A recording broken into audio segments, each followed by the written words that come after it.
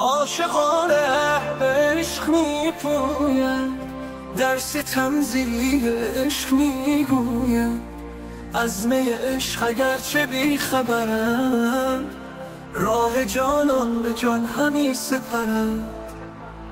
از شراب الست مستانم، تا بعد جمله می پرستانم. از می شرق دوست مست شدم، همه در پای عشق پست شدم. خویشتن را ز دست ازم دادم، کان در آن کوی رخ بننهادم.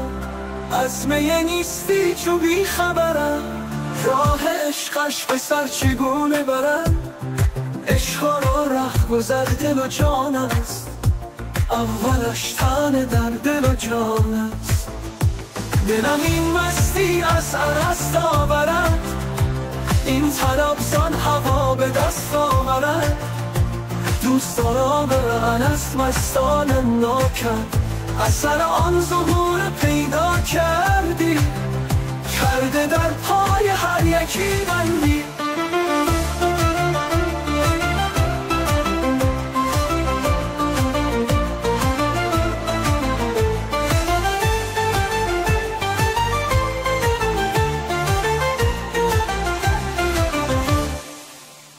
همه در پای عشق پست شدم، تا ابد جمله می پرستانم. تا ابد جمله به می پرستانم. از می شرق دوست مست شدم، همه در پای عشق پست شدندم. خویشتن را ز دست از آن دادم، تا ابد جمله می پرستانم. از می شرق دوست مست شدم، همه در پای عشق پست شدم. خویشتن را ز دست از آن دادم، کان در آن کوی رخ بننهادم. از می نیستی چو بی خبرم، راه عشقش به سر چگونه برم. عشق را رهگذر دل و جان است، اولش تن در دل و جان است. دلم این مستی چو بی خبرم، راه عشقش به سر چگونه برم. عشق را رهگذر دل و جان است، اولش تن در دل و جان است. دلم این مستی از الست آورد، این طلب زان هوا به دست آورد. دوستان جان ازر چو بر ما کرد، اثر آن ظهور پیدا کرد.